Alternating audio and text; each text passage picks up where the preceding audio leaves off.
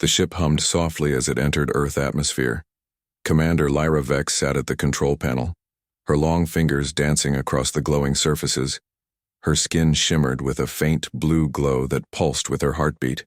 Her pointed ears twitched. As she listened to the ship's sensors beside her rested Zephyr, her quantum-bonded crystal dragon. The creature was curled up on a specially designed platform, his scales glittering like diamonds in the ship's soft light. He was about the size of a large dog when resting, though Lyra knew he could grow much larger when needed. This mission was supposed to be simple: observe the humans assess their world for resources and report back to the Sylvan Confederacy. Humans were considered primitive, barely worth diplomatic consideration. Their technology was centuries behind the Sylvans. Their societies were chaotic and disorganized, yet something about them had caught the attention of the Confederacy Council. The ship suddenly lurched to one. Side A warning flashed across the control panel. Lyra frowned as she read the alert. The cloaking system was failing. System malfunction. Lyra muttered, her voice musical even when concerned. Zephyr lifted his head, crystal eyes glowing with intelligence. Need to land, she told her companion. The dragon made a soft chiming sound that only Lyra could understand. The sound translated in her mind as agreement mixed with concern. The green landscape of Montana spread below them. Mountains and forests stretched. As far as she could see, Lyra guided the failing ship toward a clearing near a lake. The ship was designed for stealth, not for emergency landings. She grimaced as the vessel shuddered and groaned. Brace for impact, she told Zephyr. The dragon wrapped his crystalline tail around a support beam and lowered his head.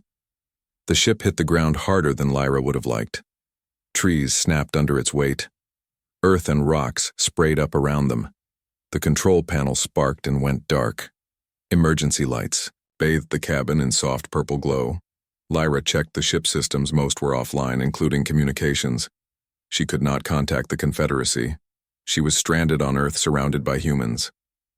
The thought made her skin pulse with anxiety. Zephyr nudged her hand with his snout.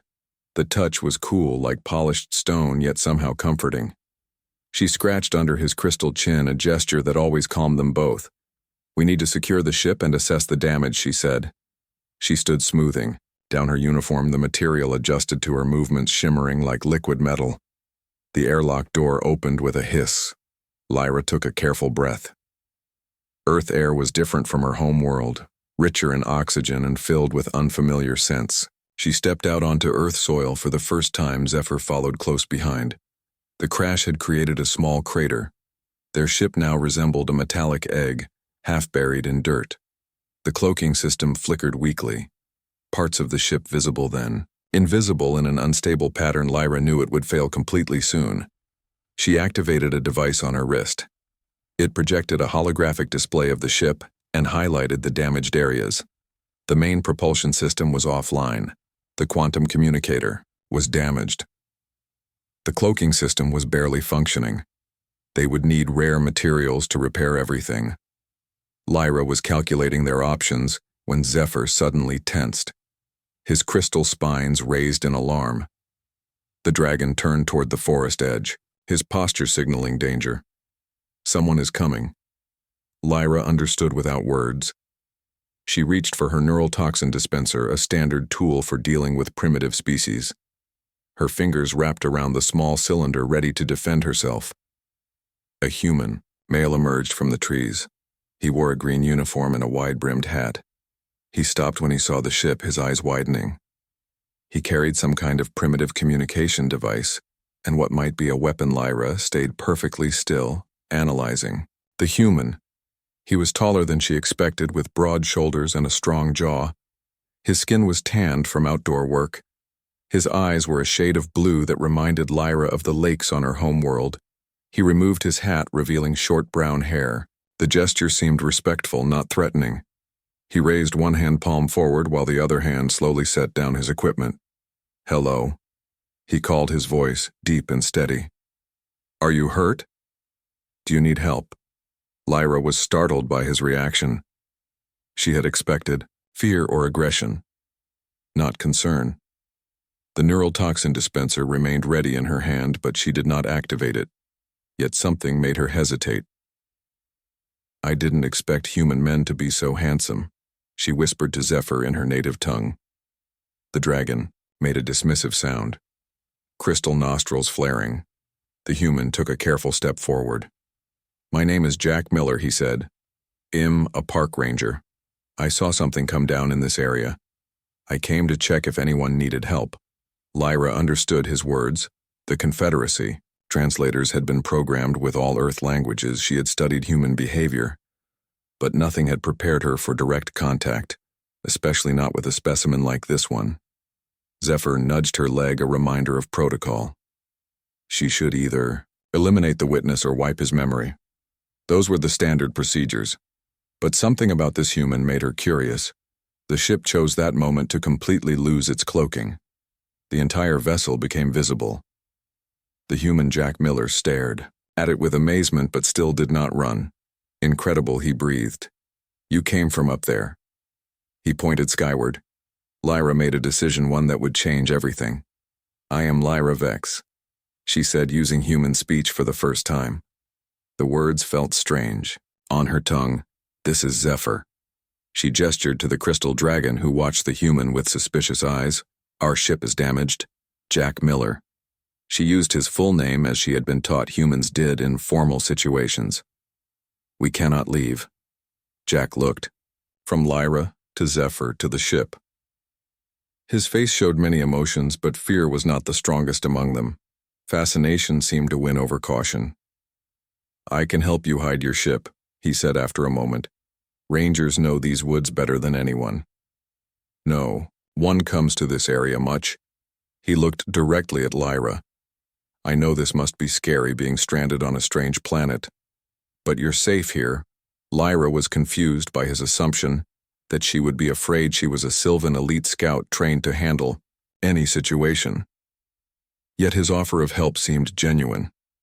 Her mission parameters did not cover this scenario. The wisest course of action would be to accept his help while planning a more permanent solution. It would give her time to repair communications and report to the Confederacy. "We accept your help," she said. Finally, Zephyr made a sound of protest, but she silenced him with a gentle touch to his crystal head. Sometimes adaptation was necessary for survival. Jack smiled, and the expression transformed, his face making him even more interesting to look at. Lyra felt an unexpected warmth in her chest, a sensation she would need to analyze later. "Let me show you a safe place," he said.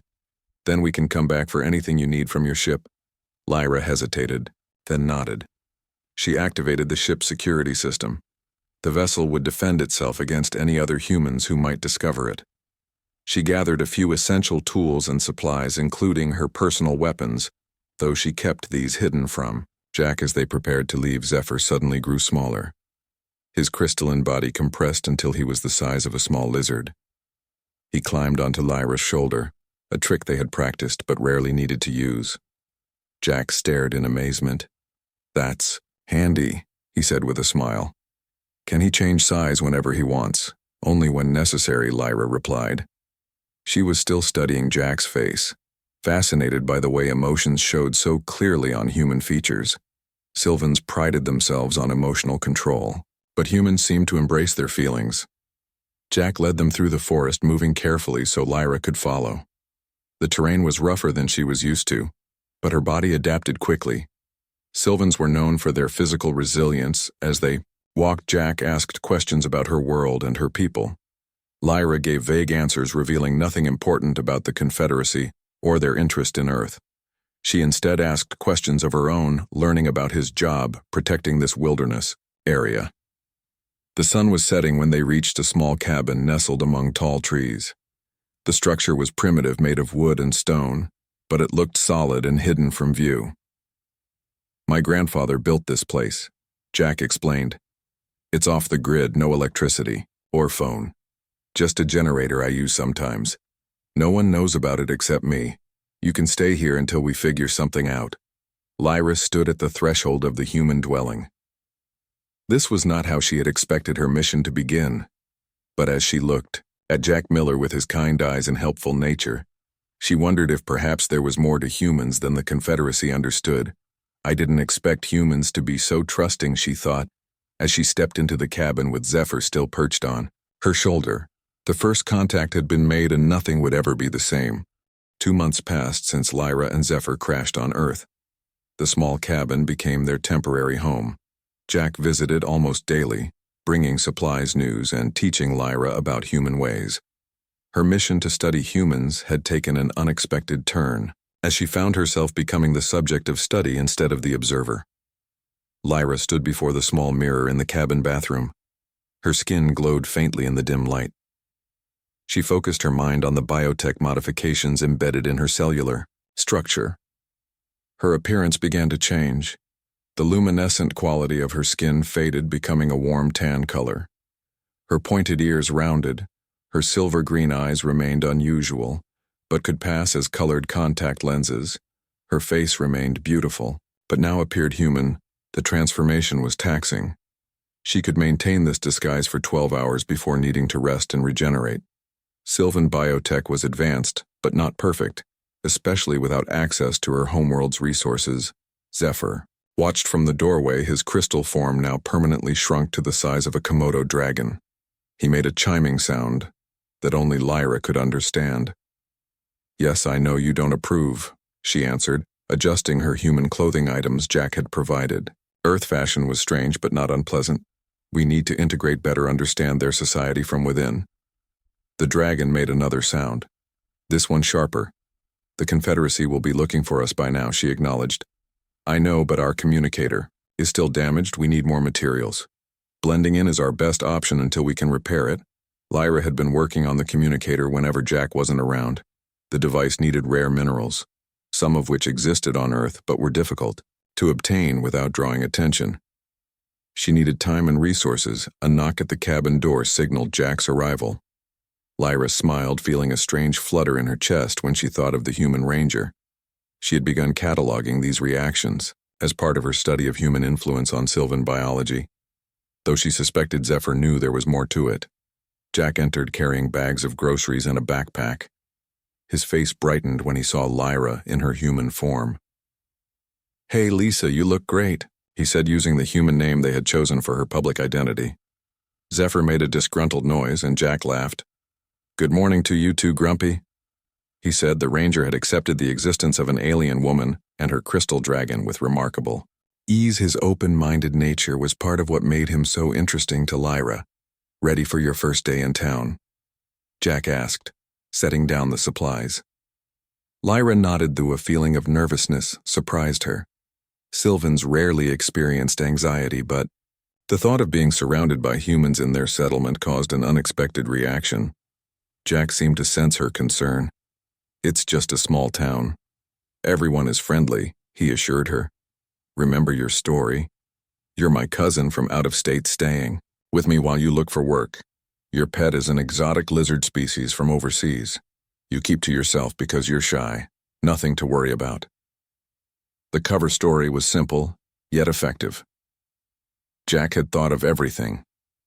He even created false identification documents for her, though Lyra was unclear how he managed this. He mentioned a friend who owed him a favor but did not elaborate. Zephyr climbed onto Lyra's shoulders as they prepared to leave. The dragon had a special harness that made him appear like an unusual pet. The disguise was undignified for a quantum-bonded crystal dragon, but necessary. They drove in Jack's vehicle to the small town of Pine Ridge. The settlement was tiny compared to Sylvan cities. Buildings rarely exceeded 2 stories in height. Humans moved about their daily activities unaware that an alien walked among them. Their first stop was the local veterinary clinic. Jack explained that establishing Zephyr as a pet would help explain his presence. Kate Wilson, the veterinarian, was a friend of Jack's and could be trusted to be discreet about an unusual animal. The clinic was clean but primitive by Sylvan standards. Kate greeted them with a warm smile. She was shorter than Lyra, with curly red hair and friendly brown eyes. Immediately, Lyra categorized her as a potential ally. "This must be the famous Lisa Jack has told me about," Kate said. Extending her hand, Lyra had practiced human handshakes and returned the gesture with appropriate pressure. "And this must be your Unusual pet Zephyr stared at Kate with suspicious crystal eyes.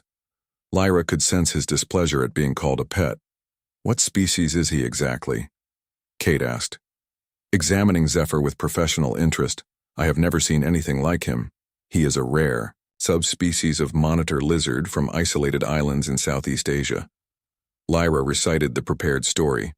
Very few exist in captivity. Fascinating, Kate murmured. Would you mind if I did a basic examination? No tests or anything invasive. Just to have a look at this magnificent creature. Lyra hesitated. She and Jack had discussed this possibility. Allowing a human scientist to examine Zephyr was risky, but refusing would seem suspicious. And Kate seemed genuinely interested. Not suspicious. Zephyr made a small sound that only Lyra understood. He would cooperate but would not reveal any non-terrestrial characteristics. He could control certain aspects of his biology enough to appear as an unusual but earthly reptile. You may examine him. Lyra agreed. Kate gently lifted Zephyr onto an examination table. Her touch was professional but kind. She checked his eyes, listened to his chest with a stethoscope, and gently felt along his crystalline scales. His skin is amazing, she commented. It almost looks like crystal but feels warm like living tissue. What does he eat? Lyra had prepared for such questions. Mostly protein and minerals, she answered. We bring special supplements for him. Kate nodded, accepting the explanation. His vitals seem strong, though I can't say what's normal for his species. He seems healthy, though. You must take excellent care of him. After the examination, they walked through the town center, Jack introducing Lyra to various humans, shopkeepers, and residents. Most were friendly, though. Some seemed curious about the newcomer and her unusual pet. Lyra observed their social interactions, storing the information for later analysis. The general store owner offered Lyra a job after learning she was looking for work Jack had arranged. This beforehand. The position would give Lyra access to supplies and information while establishing her place in the community. As the day progressed, Lyra found herself enjoying the experience more than expected. The simplicity of human life had a certain appeal. The connections between individuals seemed genuine, not like the political alliances of the Sylvan Confederacy. That evening, they attended a community gathering in the town square. Humans called it a festival with music, food, and social interaction.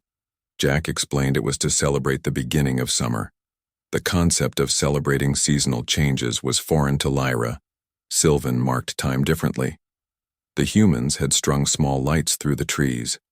The effect reminded Lyra of the bioluminescent forests of her homeworld. A pang of homesickness surprised her. She had never experienced such a sensation before. You okay? Jack asked. Noticing her expression, Lyra nodded. The lights remind me of home, she admitted. Jack smiled. Gently, I can't imagine how strange this must be for you, he said softly. Everything so different, yet sometimes familiar enough to make you miss your world. His understanding touched something within her. Sylvans did not typically share personal feelings, yet with Jack it seemed natural. The music changed to a slower rhythm. Couples moved to the center of the square, holding each other as they swayed to the sound. Jack extended his hand. Would you like to try dancing? He asked. Dancing was not unknown to Sylvans, though their version was more formal and ritualized. This human version seemed intimate. The way the couples held each other so close, Lyra accepted his hand, allowing him to lead her to the open area. His hand rested lightly on her waist, his touch warm through the thin material of her shirt. She placed her hand on his shoulder as he had instructed. The contact sent an unexpected sensation through her body. Jack guided her, gently moving to the music. Lyra followed his lead, her natural grace making her a quick learner. She was aware of Zephyr watching from nearby, his crystal eyes narrowed with concern. This is pleasant, Lyra said as they moved together. Jack smiled. You sound surprised. Sylvans do not dance like this, she explained. Have formal movements for ceremonies, but not this kind of closeness. Jack finished for her.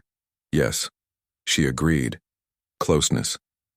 She was becoming increasingly aware of his physical presence, the warmth of his body, the rhythm of his breathing, the way his eyes crinkled slightly at the corners when he smiled as the music continued. Jack looked down at her. Their faces were very close. Lyra could see the different shades of blue in his eyes. A strange tension filled the space between them. She sensed he wanted to move closer, perhaps press his lips to hers, a human kiss. She had studied such behaviors but never experienced one. Fireworks suddenly exploded overhead, startling Lyra. The bright flashes and loud noises triggered her combat training. Her body tensed, ready for danger. Just fireworks, Jack assured her, still holding her hand. It's part of the celebration. Lyra relaxed, but then felt a familiar sensation in her cellular structure. Her biotech disguise was failing prematurely. The stress of the sudden noise combined with the extended time in human form had triggered the breakdown. She could feel her ears beginning to point, her skin starting to glow faintly. She pulled away from Jack. "I need to leave," she said urgently. "What's wrong?" he asked, concern evident in his voice. Lyra backed away further, feeling the disguise failing more rapidly. "I must go now," she insisted. Jack reached for her, but she turned and hurried away. Zephyr immediately at her side. She could. Recovery Agent Thorne stood on the bridge of her scout vessel. Her tall, slender form cast a long shadow across the control panels. Her skin had a grayish tinge compared to Lyra's blue luminescence, a mark of her specialized genetic modifications for combat and tracking. The insignia of the Sylvan Recovery Division gleamed on her uniform. Behind her lurked her shadow drake. A creature similar to Zephyr but darker, its crystalline body absorbing light rather than reflecting it. Its eyes glowed red. In the dimness, the neural link between Thorne and her drake allowed for silent communication, a necessary trait for hunting fugitives. The scanner picked up traces of Sylvan technology on the planet's surface. Thorne studied the readings with narrowed eyes. Lyra Vek's ship had been located, but the scout herself was nowhere near it. The scanner also detected faint traces of quantum energy signatures consistent with a crystal dragon. Thorne had served the Confederacy for 80 cycles. Her record was perfect. Every missing agent recovered. Every mission completed. She specialized in retrieving those who had gone rogue or been compromised. This mission would be no different. The elite scout has violated protocol. She spoke to her shadow drake. The creature made a low rumbling sound in response. She has made contact with the primitives without authorization. Worse, she appears to be hiding among them. The drake hissed, its crystalline teeth gleaming. "Yes," Thorne agreed. "We begin immediately." She programmed the ship to maintain orbit, then prepared for descent. Her specialized pod would allow for stealth landing, undetectable by primitive human technology. Unlike Lyra's damaged vessel, Thorne's equipment was functioning perfectly. She loaded her neural disruptor and memory wiper, standard equipment for dealing with primitive species who had been exposed to Sylvan presence. The Confederacy had strict policies about contact with undeveloped worlds. Lyra had violated those policies. Thorne and her drake entered the pod. The small vessel detached from the main ship and descended toward Earth, its cloaking technology concealing it from human detection systems. The landing was perfect, silent, and hidden in a densely forested area 5 miles from the human settlement. As the pod door opened, Earth air rushed in. Thorne analyzed its composition, finding it oxygen-rich but contaminated with pollutants. The environment was viable, but unpleasant. She activated her atmospheric filter, a thin shield that covered her nose and mouth, purifying the air she breathed. Her shadow drake emerged behind her, its form shrinking to the size of a large wolf for better mobility. The creature sniffed the air, its sensory capabilities far exceeding even Thorne's enhanced systems find. "The quantum signature," Thorne commanded. The drake lowered its head, concentrating on the faint energy traces unique to crystal dragons. It turned southeast toward the human settlement and made a soft clicking sound. Thorne nodded. They would begin there. Working in darkness was preferable. Sylvans could see perfectly in low light, an advantage over humans. They moved through the forest with practiced silence, Thorne mapping their surroundings as they went. The settlement was quiet when they reached its edge, human dwellings dark and still. Thorne activated her scanner. The device detected residual energy consistent with Sylvan biotech concentrated around a building labeled Veterinary Clinic. The Drake growled softly. Yes, Thorn agreed. We will start there. They approached the building. A simple lock secured the door. Thorn pressed her palm against it. The lock mechanisms responded to the electrical impulses from her hand clicking open. Human security was laughably primitive. Inside the clinic, Thorn found evidence of recent Sylvan presence. Her scanner detected cellular residue on an examination table. The residue contained traces of crystal dragon biology. Zephyr had been here. The human who worked here had made contact with the fugitives. A noise from the back room alerted Thorn. A human female emerged wearing sleep clothes. Her red curly hair was disheveled from sleep. Her eyes widened, seeing Thorn and the shadow Drake. "Who are you?" she demanded. "How did you get in here?" The human reached. For a communication device, Thorn moved with inhuman speed, her hand closing around the human's wrist. "You have had contact with one of my kind," she said, her voice cold and precise. "Tell me where to find her." The human, Kate Wilson, according to the name, displayed on the wall credentials, showed remarkable courage. Her fear was evident, but she did not cower. "What are you talking about?" "Let go of me, or I'm calling the police." Thorn saw no value in extended conversation. She activated her neural disruptor, pressing it against the human's temple. The device emitted a soft hum. Kate's eyes went unfocused, her body becoming rigid. "Where is the Sylvan female and her crystal dragon?" Thorn asked. Kate struggled against the neural influence, her mind stronger than Thorn had anticipated. "I don't know what you're talking about," she managed to say. Thorn increased the disruptor's power. The human gasped, her resistance weakening. "Lisa," she whispered, "with Jack Miller, the park ranger, has a strange pet lizard crystal looking." The information matched Thorn's intelligence. Lyra was using a human name and had aligned herself with a local human male. The mention of the crystal appearance confirmed Zephyr's presence. "Where does this Jack Miller live?" "Thorn." "Pressed cabin in the woods." Kate struggled, her eyes tearing from the neural pressure. "North of town, 5 miles up the mountain road." Thorn had what she needed. She activated the memory wiper function of her device. The human would remember nothing of this encounter, or of Lyra. Unfortunately, the process often left subjects confused and disoriented for several days, a side effect that could not be avoided. As Kate collapsed, Thorn lowered her to the floor. The human would live, though her mind would need time to recover. Our Shadow Drake made an impatient sound, eager to continue the hunt. "We have our heading," Thorn confirmed. They moved back into the night, heading north toward the mountain cabin, miles away in her cabin hideout. Lyra jolted awake, her quantum connection to Zephyr flooding her with alarm. The dragon was already fully alert, his crystal body expanded to twice its normal size, his spines raised in defensive posture. "What is it?" she asked, though.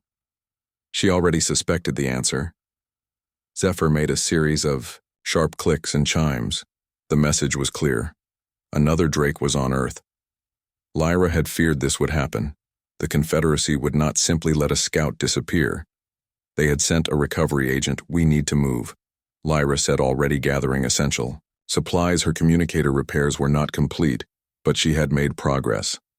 The device could send short-range messages, though not reach the Confederacy. Zephyr suddenly turned toward the window, his body tensing. His senses had detected something. Approaching, the dragon grew larger, his crystalline form now the size of a pony, barely fitting within the cabin stay.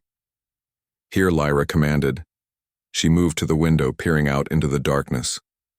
Her enhanced vision showed nothing unusual, but she trusted. Zephyr's senses something or someone was watching the cabin. A soft knock at the door startled her. "Jack," she thought with both relief and concern. Lyra opened the door carefully.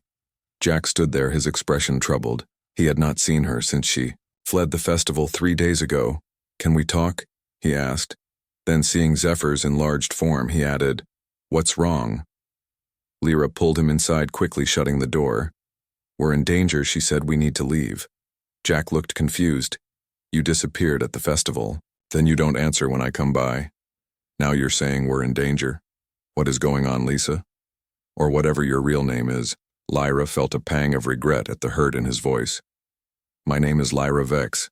She said, I am sorry for the deception. The Sylvan Confederacy has strict protocols about contact with humans. I have violated those protocols. They have sent someone to retrieve me, to retrieve you. Jack repeated. What does that mean exactly? It means they will take me back to face judgment. She explained. Then they will eliminate all evidence of Sylvan contact, including any humans who have knowledge of us. Jack's face paled. You mean they will kill me? Lyra nodded. They will wipe Kate's mind as well. Anyone who has had significant contact with me or Zephyr. Jack ran a hand through his hair, processing this information. I need to warn Kate, he said, reaching for his phone. No. Lyra stopped him. Putting her hand over his communications might be monitored. We must assume the recovery agent is already in the area. Zephyr has sensed another Drake. Before Jack could respond, a high-pitched whine filled the air. Lyra recognized the sound immediately. Neural disruptor, she shouted, pushing Jack to the floor as the cabin's windows shattered.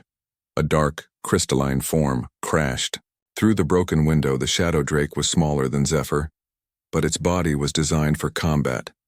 Sharp crystal spines protruding from its back. Its red eyes locked onto Lyra. Zephyr roared a sound like breaking glass.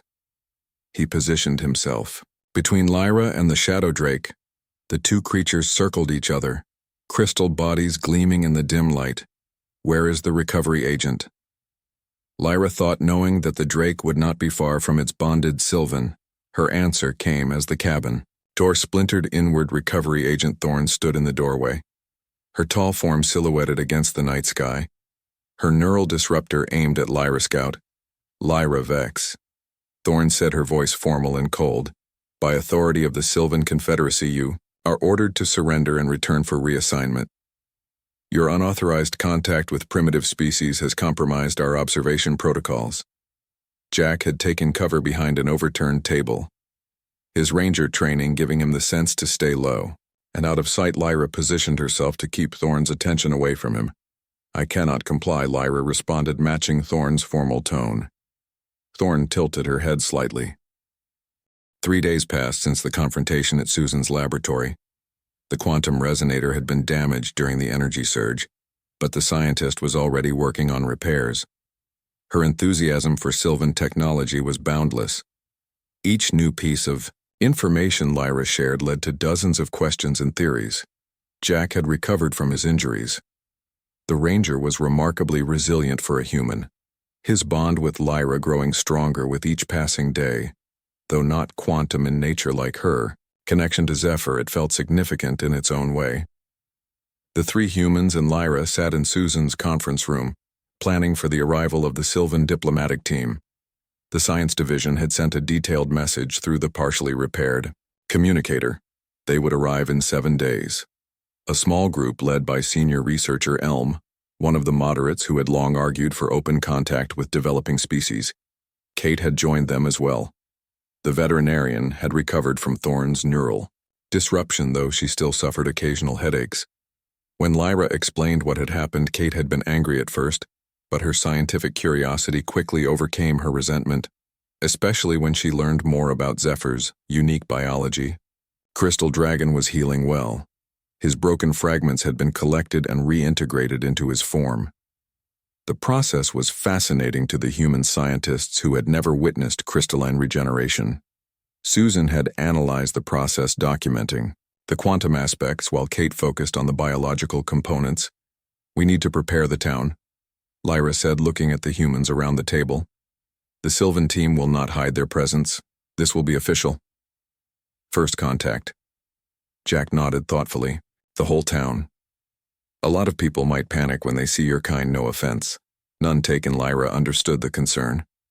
Humans had many stories about alien visitors, not all of them peaceful. The Sylvan appearance with their luminescent skin and pointed ears might trigger fear. What if we start small, Kate suggested. Introduce the concept, gradually bring in trusted community members first, like Mayor Harris and Dr. Bennett. They have influence, people trust them. Susan agreed. We can use my facility for The initial meeting. Controlled environment, plenty of security. If anything goes wrong. She paused. But what about Thorn? Is she still a threat? Lyra considered this. The recovery agent had been ordered to stand down, but Thorn was known for her dedication to mission. She would obey direct orders but might interpret them in ways that served her purpose. The Confederacy has contained her for now, Lyra said. But we should remain vigilant. The Shadow Drake can track Zephyr across great distances. We must assume she is watching, waiting. Jack reached for Lyra's hand, a gesture that had become natural between them.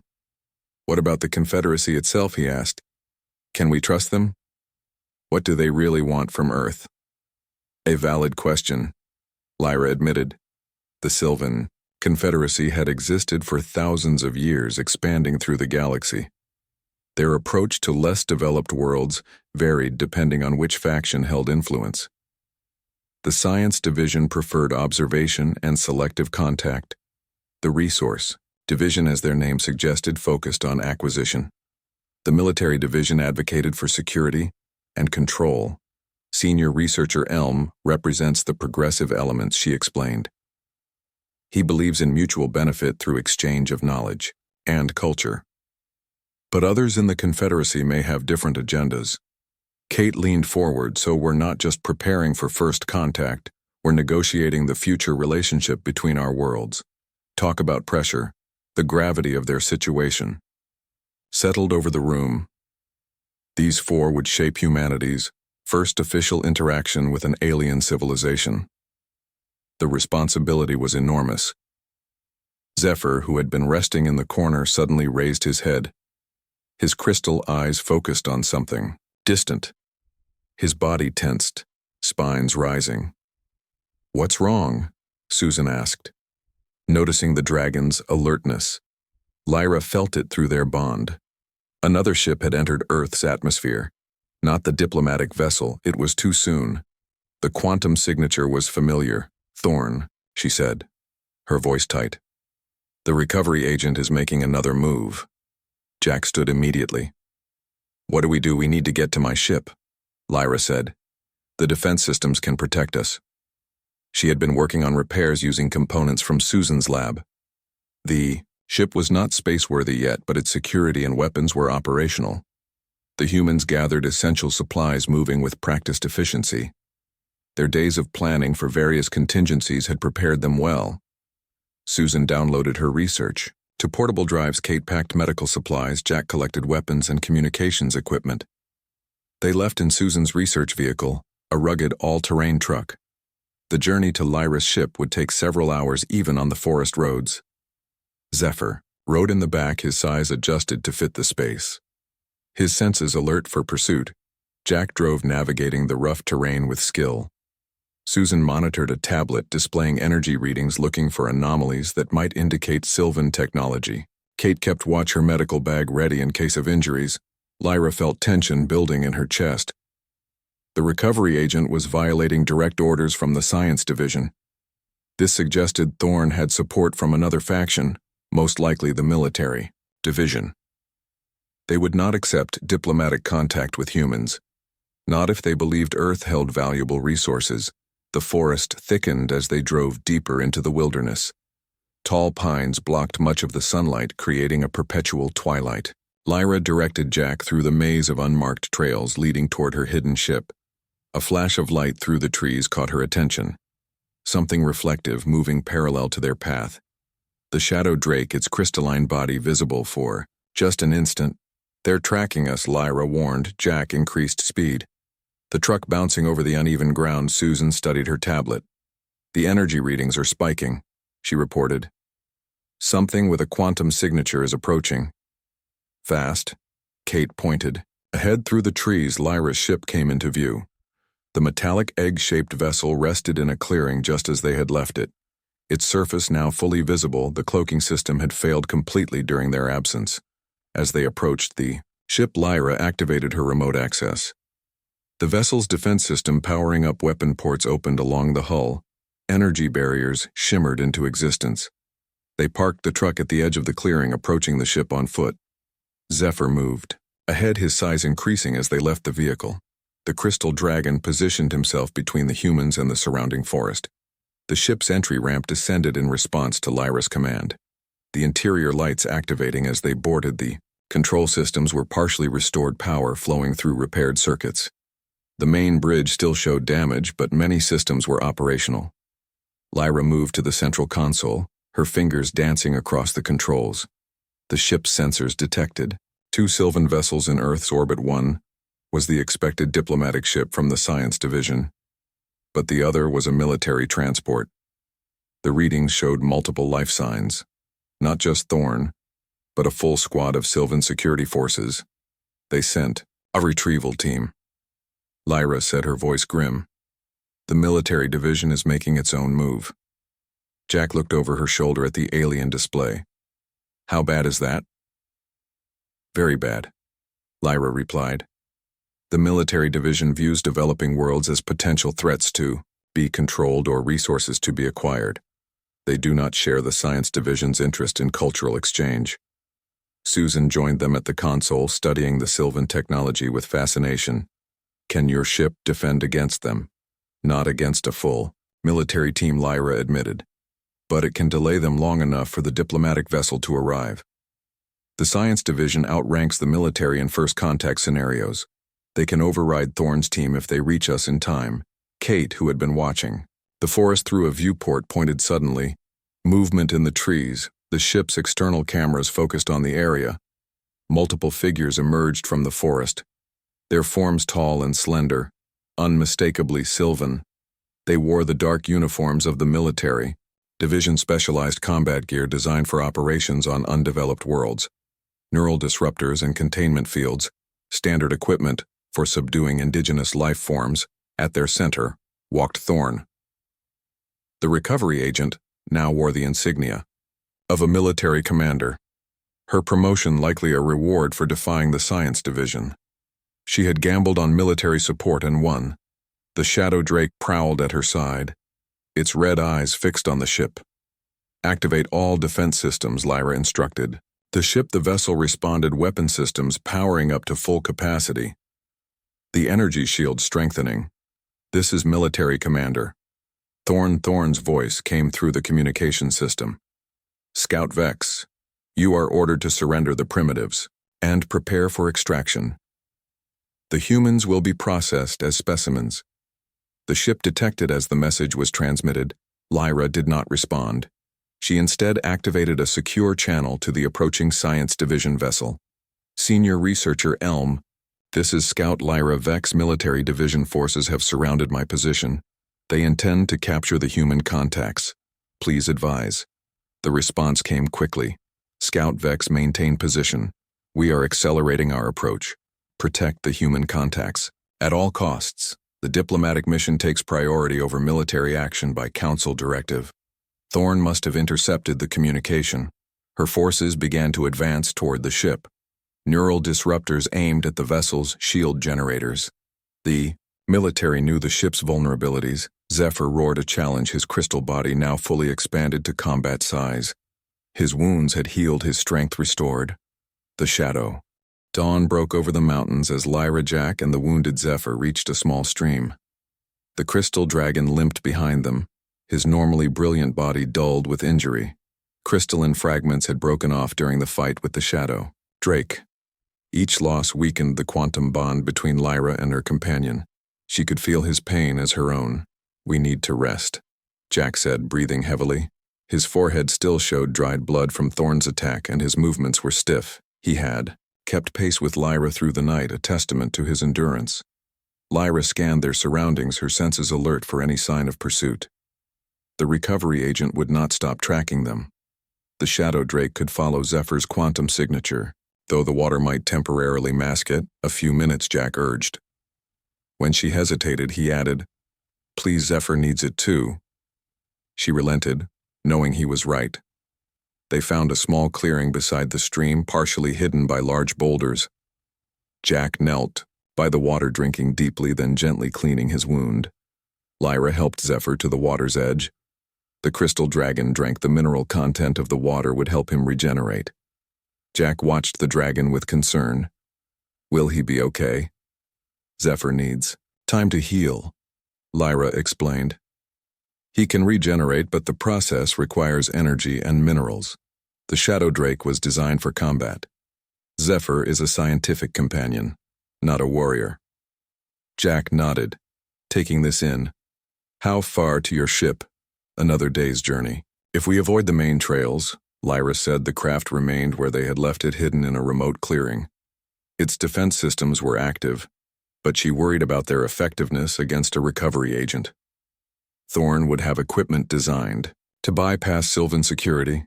We need help, Jack said suddenly. His expression showed he had been thinking deeply. I know someone who might be able to help us. A scientist friend, Susan Morgan. She works at the research facility near Blackwater Lake. Her specialty is quantum physics. Lyra was surprised humans have quantum technology. Jack smiled slightly. Not like yours, but Susan is brilliant. She has theories about quantum entanglement that even her colleagues think are decades ahead of current science. She might understand your communicator enough to help repair it, and she's trustworthy. Lyra considered this. The idea of involving another human was risky, but their options were limited. Zephyr needed time to heal that they did not have the recovery. Agent would not give them that time. How far to this facility? She asked. Jack pointed east, about 10 miles through those hills, shorter than the journey to your ship. And Susan has equipment there, tools that might help. Lyra made her decision. We will seek your friend's help. But we must be careful. Thorn will expect us to head for my ship. She may not anticipate a detour. They rested for 30 minutes, allowing Zephyr to absorb minerals from the stream water. His crystal body slowly regained some of its luster, though the broken sections remained jagged. The dragon had shrunk himself to a more manageable size, conserving energy as they prepared to move again. Lyra sensed Zephyr's alarm. A moment later, she heard it too. A faint crystalline howl. In the distance, the Shadow Drake had picked up their trail. We must go now, she urged Jack, helping him to his feet. He winced, but did not complain. The humans showed remarkable resilience. They moved east, following game trails through the dense forest. Jack led the way, his knowledge of the terrain proving invaluable. Zephyr followed behind them, his senses alert for pursuit. The crystal dragon was still injured, but moving more easily. Jack spoke as they walked, sharing information about Susan Morgan. She was brilliant but eccentric, preferring the isolation of her private lab to academic positions. She had government funding but operated independently. Her theories about quantum entanglement had been published in scientific journals but were considered too theoretical by the scientific community. She believes that consciousness and quantum states are connected. Jack explained that awareness itself might be a quantum phenomenon. Lyra was impressed. Such theories approached Sylvan understanding of quantum biology, the foundation of their bond with crystal dragons. Perhaps this human scientist could indeed help them. By midday, they reached a ridge overlooking a lake. Below them stood several buildings surrounded by a security fence.